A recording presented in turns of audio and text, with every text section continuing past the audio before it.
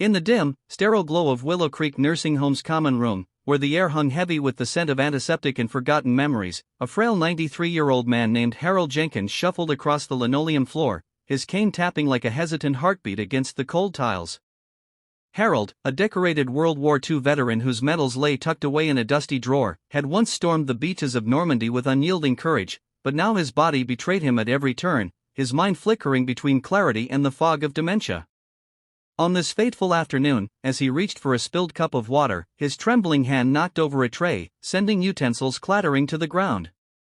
Nurse Evelyn Carter, a woman hardened by years of underpaid shifts and unspoken resentments, snapped like a brittle twig under pressure.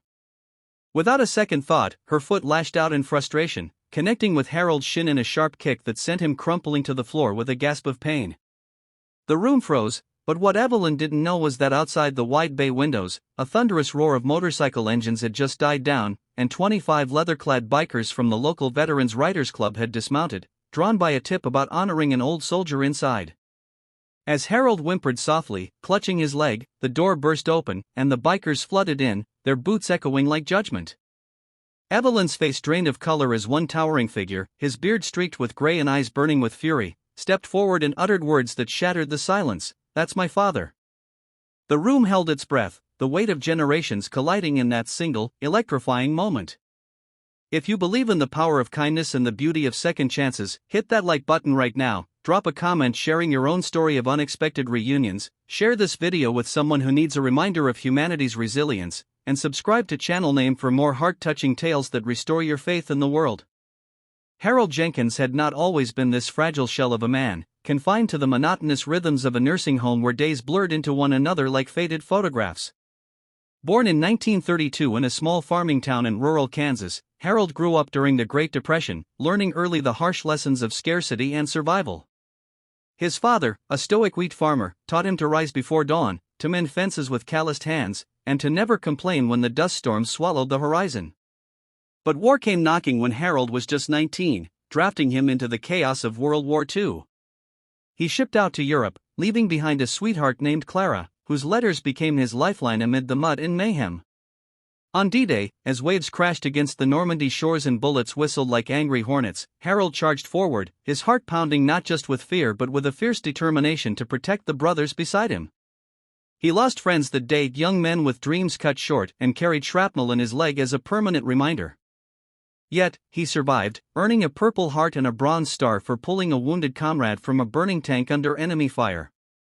Returning home a hero, Harold married Clara in a simple ceremony under the Kansas sky, and they built a life together, 3 children, a modest house with a wraparound porch, and years of quiet contentment.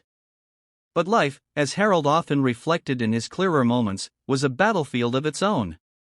Clara passed from cancer in their golden years, leaving a void that no amount of grandchildren's laughter could fill.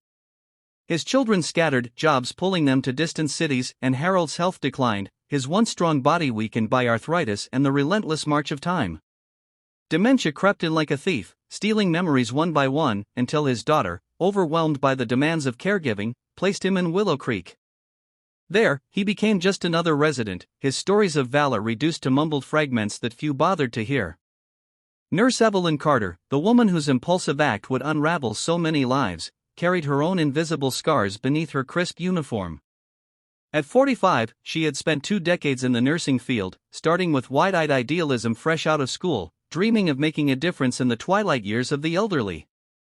But reality had chipped away at that dream like erosion on a cliffside. Understaffed shifts stretched into endless hours, patients' needs piled up like unpaid bills, and the emotional toll of watching lives fade day after day weighed on her soul. Evelyn's home life offered no refuge. Her marriage had crumbled 5 years earlier when her husband left for a younger woman, taking their savings and leaving her to raise 2 teenage sons alone. The older boy, Jake, had fallen into troubled drugs and bad company, while the younger, Tim, retreated into video games, barely speaking to her.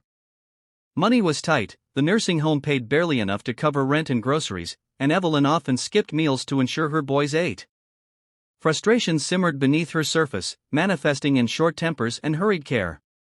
She wasn't cruel by nature, colleagues remembered her gentle touch with newborns in her early hospital days, but exhaustion had hardened her, turning empathy into efficiency, and sometimes, in moments of weakness, into resentment.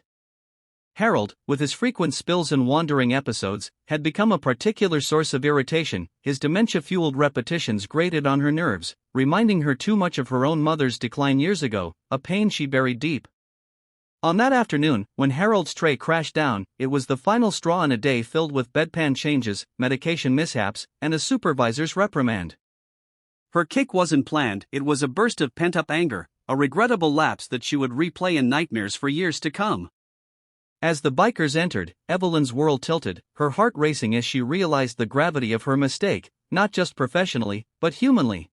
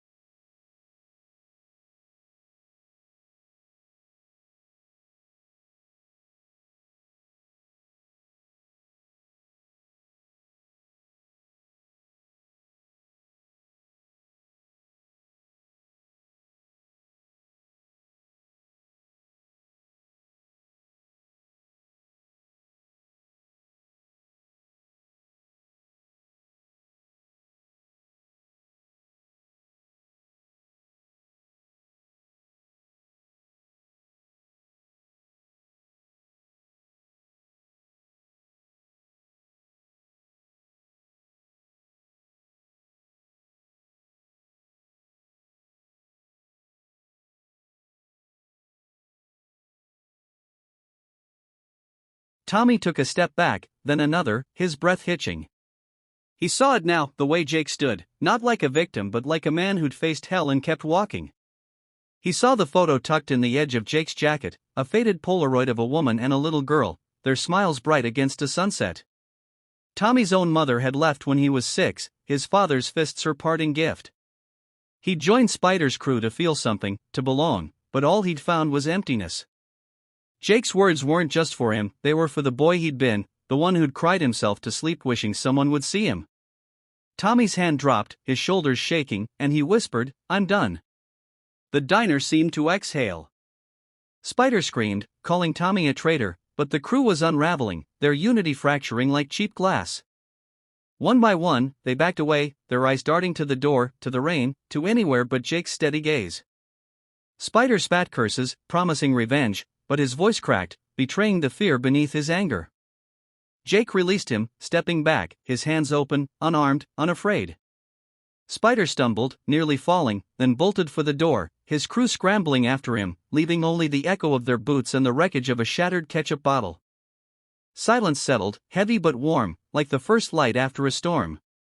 Carla rushed forward, her hands trembling as she pressed a clean rag to Jake's cheek, tears streaming down her face. The trucker stood, clapping slowly, his gruff voice breaking as he called Jake a hero. But Jake didn't feel like a hero. He felt raw, exposed, like the scab over his heart had been ripped off. He sank onto a stool, his hands shaking as he pulled the Polaroid from his jacket, tracing the edges with a thumb worn smooth by years of regret. Carla poured him fresh coffee, her voice soft as she asked if he was okay. He wasn't, but he nodded anyway, because that's what you do when the world keeps moving. Tommy hadn't left with the others. He stood by the door, his shaved head bowed, his hands clenched at his sides. He didn't know why he stayed, only that running felt wrong now. Jake looked up, needing his eyes again, and saw not a thug but a kid drowning in the same pain he'd carried for 20 years. He slid the Polaroid across the counter, a silent offering. Tommy hesitated, then picked it up, his fingers brushing the image of Jake's daughter, her gap-toothed smile frozen in time. "She was my world," Jake said, his voice barely above a whisper. "Lost her and her mom in a wreck. I thought I'd lost myself, too. But you've still got a chance to be someone they'd be proud of." The words hit Tommy like a freight train. He sank into a booth, the Polaroid trembling in his hands, tears cutting tracks through the grime on his face. Carla brought him coffee, her smile gentle, maternal. The trucker left a 20 on his table and nodded at Jake, a silent thank you. The diner, once a battlefield, became a sanctuary, its flickering lights softer now, its air warmer. Jake didn't preach, didn't demand anything. He just talked about the road, about the nights he'd slept under bridges, about the moment he'd almost given up but kept going because his daughter's laugh still echoed in his dreams. Tommy listened, his defenses crumbling, his heart opening to the possibility that he could be more than his father's fists, more than Spider's shadow. Hours passed, the rain slowing to a drizzle, the diner's clock ticking toward dawn. Tommy asked questions, hesitant at first, then urgent. What did Jake do now? Where did he go? How did he keep going? Jake didn't have answers, not really, but he shared what he had: the name of a mechanic in the next town over who owed him a favor, the address of a shelter that didn't ask questions, the truth that redemption wasn't a destination but a choice you made every morning you woke up. When the sun rose, painting the diner in gold, Tommy stood, the Polaroid tucked carefully in his pocket. He didn't say thank you, words felt too small, but the look in his eyes said everything. He walked out into the new day, not as a thug but as a kid with a spark of hope, a chance to rewrite his story. Jake watched him go, his coffee finally warm in his hands. Carla refilled it without asking, her smile saying she'd seen miracles before but this one felt special. The diner hummed with life again, truckers trickling in, the jukebox flickering to life with an old Johnny Cash tune. Jake pulled on his jacket, the ketchup stains a badge of what he'd survived, and limped toward the door. Outside, his new bike, a beat-up but reliable Honda he'd bought with months of saved wages, waited under the clearing sky. He paused, looking back at the diner, at Carla's wave, at the booth where Tommy had sat. For the first time in 20 years, the ghosts felt lighter, the road ahead less lonely. If this story touched your heart, if it made you believe in second chances or the quiet strength of a kind word, please like this video, comment "I believe in redemption" below, share it with someone who needs to hear it, and subscribe to True Tales of Redemption. Let's keep these stories alive.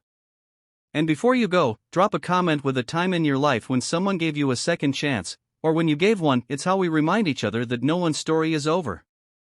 Jake rode out as the sun climbed higher, a highway stretching before him like a promise. He didn't know where he'd go, didn't know if Tommy would make it or if the kid would fall back into old habits.